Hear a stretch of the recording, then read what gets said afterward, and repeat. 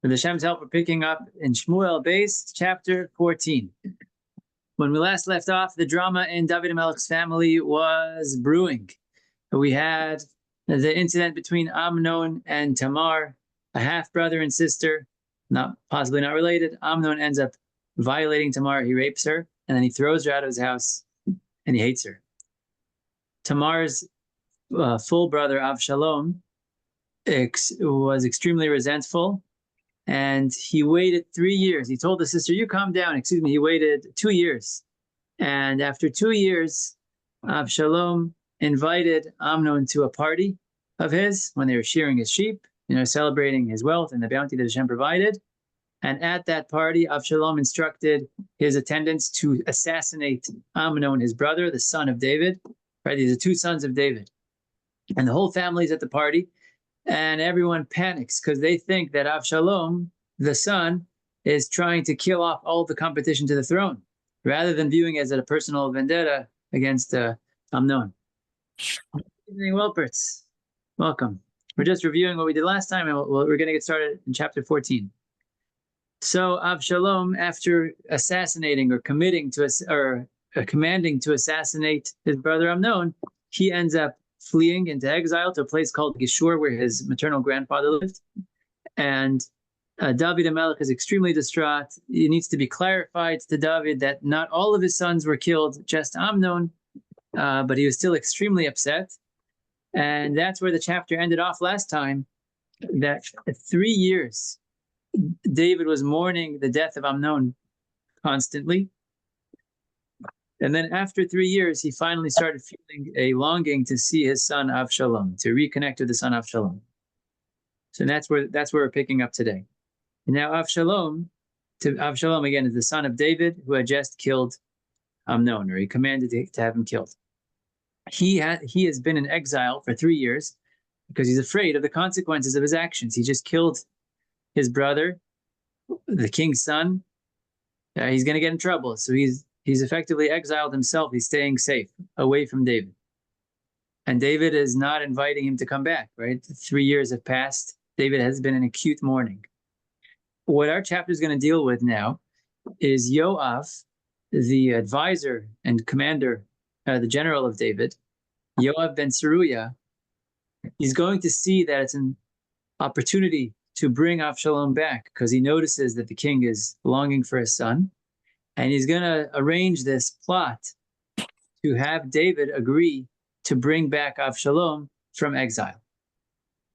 The plot is going to work partially. David will invite back Avshalom, but he will refuse to see him. He'll just, you can come back to Jerusalem, but I'm not going to look at you. And Avshalom's going to take that personally, and it's going to go on from there. Okay, so let's pick it up in chapter 14. Vayeda Yoav ben Seruya ki lev hamelech al Avshalom.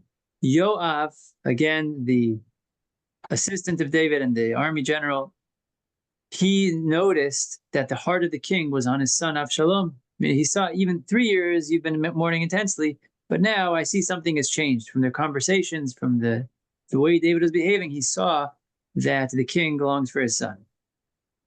Vaishlach Yoav tekoa, veikach misham isha chachama. So Yoav doesn't want to approach it directly. He's afraid that if he says to David, invite back Avshalom, David would say, what, are you insane? He killed Amnon. He deserves death, where he certainly should stay in exile. So Yoav has to be wise over here. And an interesting question to consider is, what is Yoav's motive? If he's trying to just be a peacemaker, then he should speak to David openly, maybe. There might be a bit of a different motive going on over here for Yoav to try to repair the relationship with Avshalom and David. Maybe we'll leave that on the side now. I don't want to go too far off, but I'll leave that to you as just keep in your mind, why might Yoav be interested in making peace between Avshalom and David?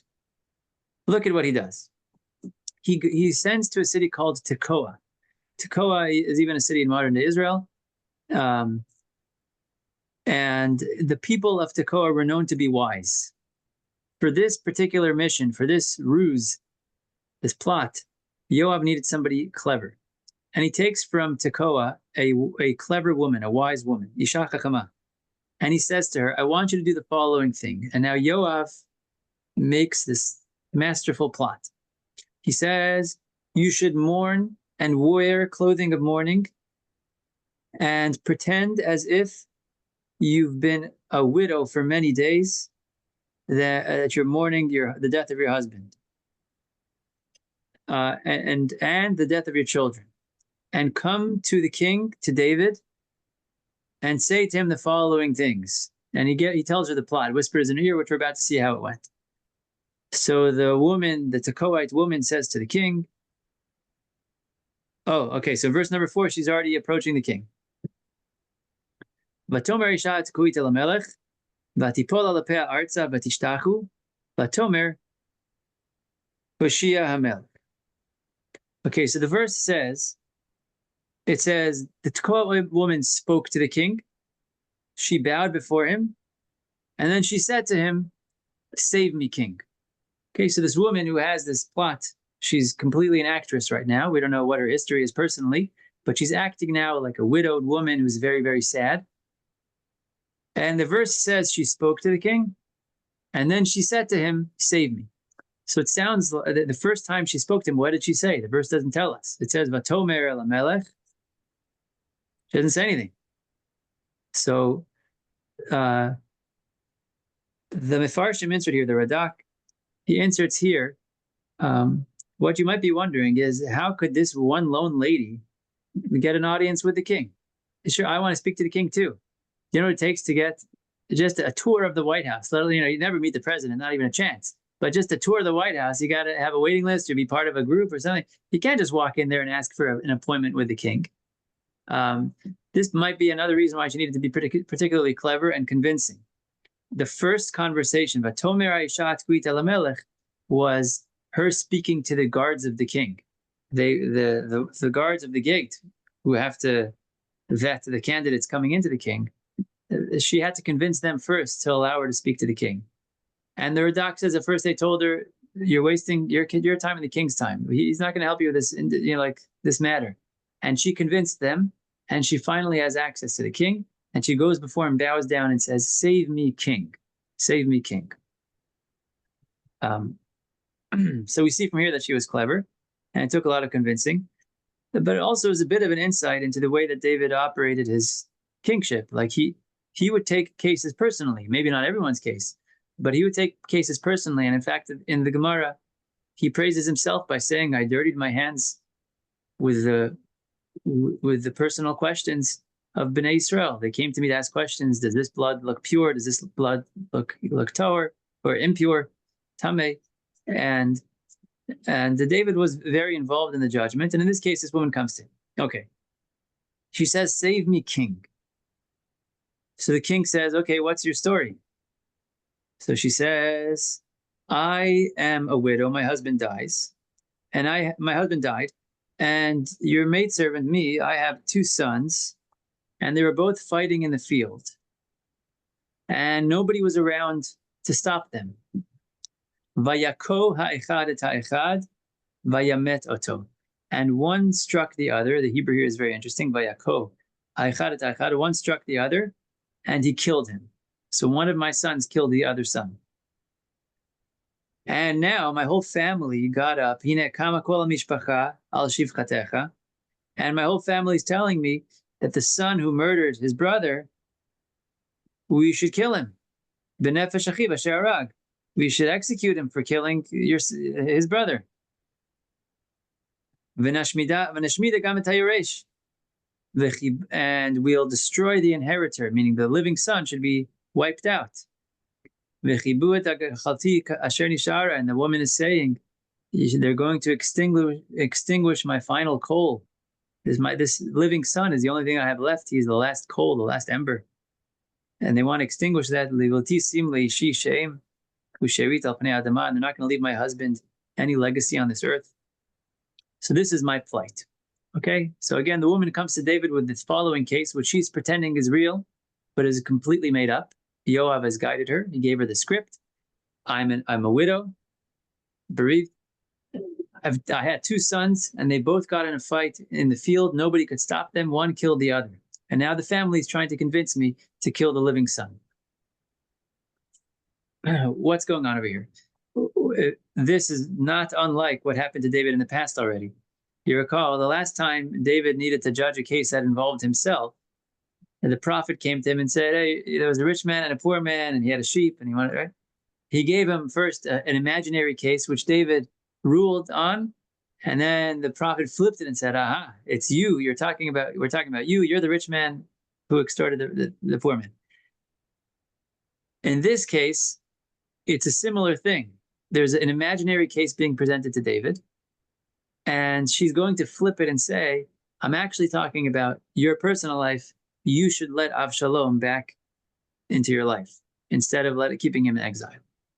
But over here, whereas in the last case by David and Bathsheba, the details kind of lined up very nicely. You had the rich man, which is David with many wives. You had the poor man, Bathsheba's husband, with just one lone wife who he loved from his youth. Right? The details all matched up nicely over there. Over here, we're going to have to do a little bit more digging to figure out what exactly is the analogy and how does this fit with what's happening with David. So for that, we have the Abarbanel. Abarbanel is a fantastic commentary on Tanakh. I'm just grabbing it. The thing with the Abarbanel is he writes very much at length, but it's not going to help if I just wave some letters around at you. But what he does over here is he is the one who we can go to unpack the symbolism of this story. And he says as follows, and I hope I catch his details. He says that it was too dangerous to approach David with the direct details because she needs to be clever here, because if David realizes what's going on, that they're trying to trick him into taking back Avshalom, he might be very upset about his son Amnon being murdered, and it's going to have a counterproductive effect. So here's how Abarbanel unpacks the story.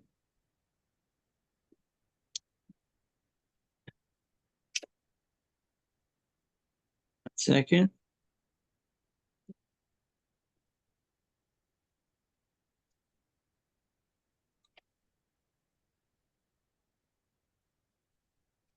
Okay, so she says, "I have two sons, and they were fighting in the field without anybody around." What she's saying here is, okay, my son Avshalom killed Abner. He commanded to have him executed. So on the one hand, one brother killed the other brother. So that detail matches up. But she's saying they were fighting alone in the field. Says the Abarbanel, when there are no witnesses, then the person's not liable to the death penalty. You have to have witnesses if you want to execute somebody. Not just witnesses, you have to warn them. And they were out in the field without anybody watching, meaning to say there are no witnesses to the actual murder. Excuse me, not that there's no witnesses, but there was no hasra, there was no warning to Avshalom. It happened so suddenly that you don't have the technical details in place in order to obligate him in execution. So although there were witnesses at the party, since nobody formally warned Avshalom, he's not liable to death. Okay. And then she says, "Ve'ein matzil b'neihem," there's nobody to rescue either one of the boys. The Abarbanel explains here she was kind of pointing a finger at David and saying, if only you would have made a bigger deal about the violation of your daughter Tamar. Avshalom was fuming, and for 2 years he stayed silent. But you didn't do anything about it. Nobody is around to save the boys. Meaning to say, you didn't speak up. If you would have put your foot down and scolded Abner in a serious way, maybe Avshalom would have been appeased and he wouldn't have to murder his brother. But you didn't do enough. You didn't do enough. And therefore, Avshalom's anger was brewing for so long, it overflowed and he killed his brother. But nobody was around to save them. So David, you're partially at fault over here. Right? A very dangerous thing. That's why she has to couch it in this analogy. The Hebrew here is very interesting. In English, they translate it as one struck the other. In Hebrew, it could be read as they were hitting each other, and then one of them died. which means it wasn't one-sided, that one brother, Avshalom, just suddenly struck down his brother Abner.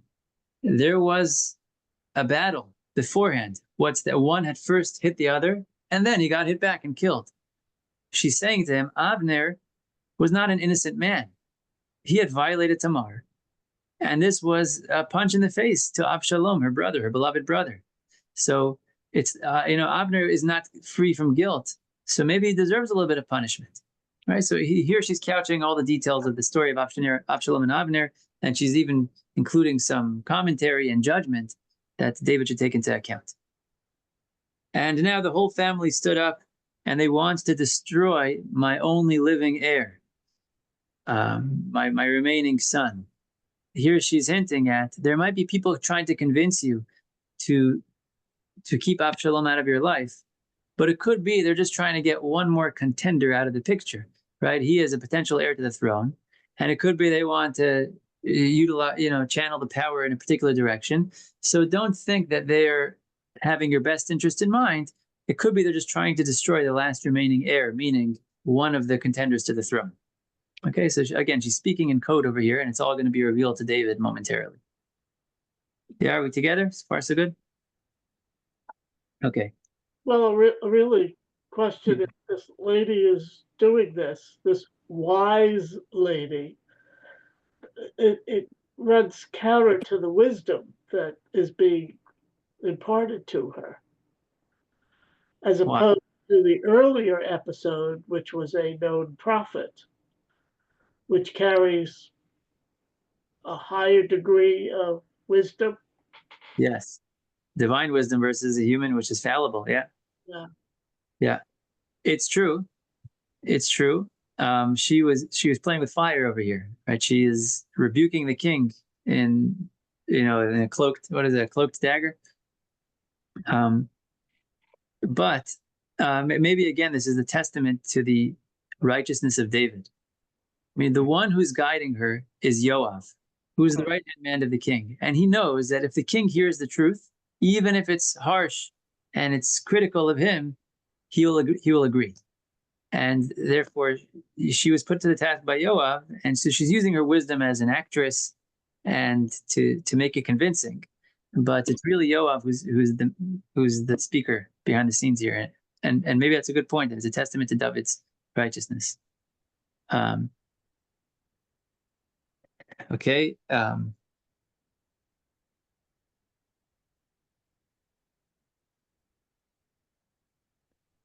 Okay. So they're going to extinguish my last. It's an interesting expression here. They're going to extinguish my remaining coal. Like the living son is a coal. Why is he considered like a coal? Because it can, so to speak, keep the fire alive, right? Each generation passes on the torch, as we say, to the next. So that's the living coal who can continue the legacy of the family. And also, they quote here, the Barbanel, I did not see that the child keeps the parents warm in their old age. When they can't take care of themselves, the child will be there to be the remaining coal to keep them warm. Interesting expression. Okay, so the lady presents this made-up case to David, and David responds, Vayomer Melech al Isha, he says to her, Lichi lebeitech, v'ani atzaveh alayich. You can go home. I will command the family to lay off, and you're not going to have to execute your son. So David says, okay, I got it. I'll take care of this. Don't worry. Next in line, he calls, nope. Vatomer Aisha, she doesn't go so easily. Aisha et ko'it, the woman from Tekoa, probably emphasizing her wisdom. She says to the king, the sin will be upon me if nothing is done, and the king will be clean from guilt. This is a respectful way of speaking. What she means to say, says Rashi, is if I leave and you don't do anything about it, my son's blood is going to be on your hands. But she can't say that. She has to speak respectfully. So she puts the guilt on her. It's just a nice way of speaking that if my son dies, I'll be the guilty one and your hands will be dirt and your hands will be clean. She really means just the opposite, which is, I think we call that a euphemism, when you speak the opposite of what you mean to say out of respect. So she's saying, like, your word is not enough. I need you to guarantee here. Like, I want you to swear. Why is she insisting on this? She wants him to be completely invested in his decision and to swear on it so that she could say, okay, I have you. Now let's convert to the real case, which is Avshalom, and you should welcome him back into your life. You just swore about this hypothetical case, which is analogous. Okay. So the king says, okay, no problem. I'm going to be personally involved in your case. Anybody who says something to you about killing your son, bring him to me. Like, send him directly to me. Don't deal with the lower parties' court systems. V'lo yosif od lagatbach. Nobody's going to touch you. And the woman insists again, I want you to mention Hashem's name. Yizkor na hamelech et Hashem elokecha. Please mention God. Meharbat goel adam l'shachet. Remember what Hashem writes in his Torah regarding the Redeemer of blood, right? If somebody kills accidentally, they go to the city of refuge, which Hashem commands us to put close by, meaning Hashem has mercy on somebody who kills in a case where they're not obligated in death. So please, you should have mercy on my son. Remember what it says in the Torah, and I also want you to swear in Hashem's name.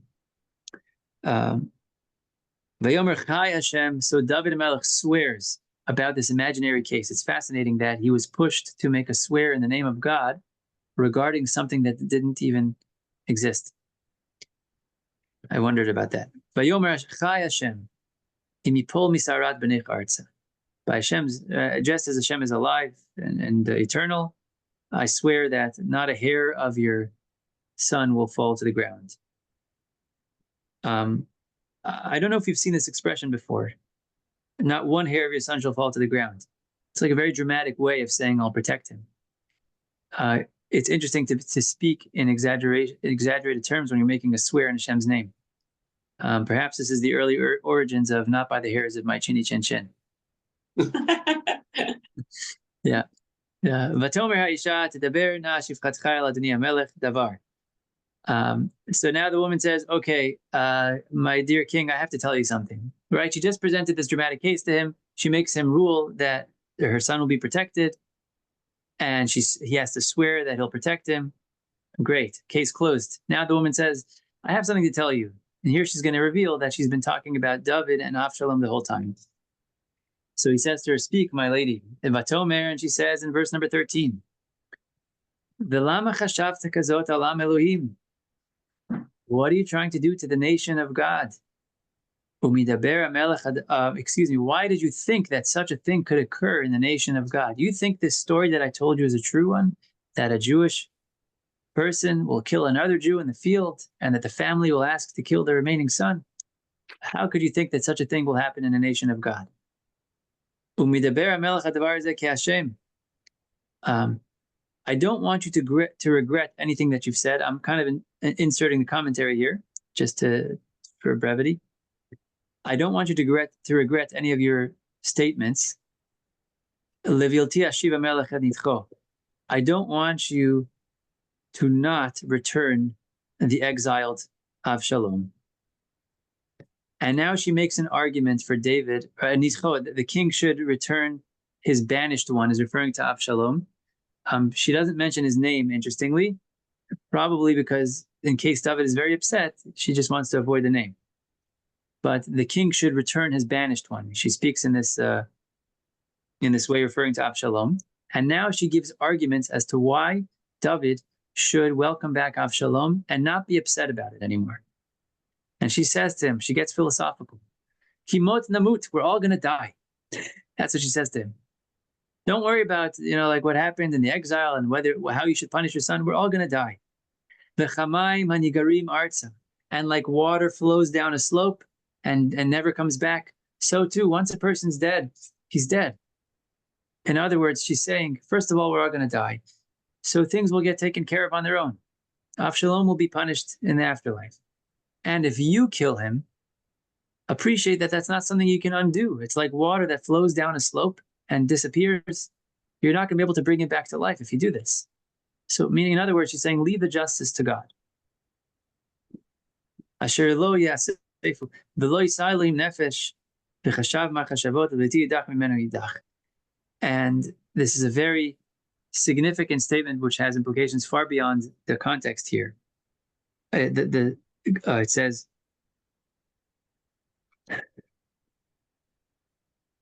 V'chashav machshavot, and you should think thoughts. Levilti yidach mimenu yidach. Do not let one person be banished from you. In context, she's speaking to David that you should not let your son go to stay in exile. The Ramchal, who is an Italian gadol in the 1700s, he says that this is an axiom that Hashem will not. He's referring to God. God will never let one person get lost, even if somebody could be the biggest sinner and go so far. Hashem will guarantee that not one soul goes lost and goes to waste. He will find a way to repair everything and to make all of creation become whole again. Very fascinating, deep idea. Just wanted to point that out over here. Mr. Wolpert, I know you're headed tomorrow. I'm trying to wrap it up, but if you feel you need to leave, that's fine. If you need to make it in time. ועתה, אשר באתי לדבר אל מלך אדוני את הדבר הזה, כי יראוני העם. So I've come to speak to you to reconcile between you and your son. Perhaps you'll do as I told you. Okay. I'm not going to go into the details of each verse here again. ותאמר שפחתה ינה דבר אדוני המלך למנוחה, כי כמלאך אלוהים כן אדוני המלך. David, you are like an angel of God. Meaning she said this in earnest. She's not trying to butter up the king. She's saying that you're like an angel of God. Meaning after the repentance that David had done for Bathsheba, he had become what the Gemara says, he had completely wiped out his evil inclination. He was a righteous and pure person. May God be with you. She says to him, I hope that you can listen to my plea. And the king knows what's going on over here. And he says in verse number 18, don't hold back. I command you, basically, as the king, I command you. I want you to reveal your source. Who sent you? Asher anuchi sha'elatach. V'tomer isha yedaber na adoni hamelech. Please, what do you ask of me? She says, and he says, Hayad Yoav itach b'chol zot. Is Yoav the one who sent you? Right? He could sense what was going on. Why would this strange lady who has nothing to do with him or his son come and be pleading for him to reconcile with his son? He says to her, did Yoav send you? And she says to him, yes, indeed. Yoav sent me and he put all these words in my mouth. He taught me what to say. In order to turn the matter around, meaning he wanted to get things moving. So Yoav did this thing. And my master David, you are wise because you were able to uncover that detail. Okay. I thought we would get to the actual reconciliation today, but we got a little caught up in the details of the story. Do we have a few more minutes? Let's do a drop more, maybe. Rabbi, I think there's a problem next Thursday. There's a Hanukkah celebration that Rabbi Bensy is hosting, and we usually, like to participate with that. Okay. So, good. Yeah, I might have a conflict as well. So let's call off next Thursday for Hanukkah. Although Hanukkah is a time of extra Torah learning, right. We'll have a Wednesday won't work either. So I think we'll hold off. Okay. I'll announce next week if there's a change or anything. That's fine. Okay. Okay, let's hold off here, and God willing, we'll pick up next time with the actual reconciliation of David and Avshalom, and how they live happily ever after. Thank you. All right, you're welcome. Have a good night.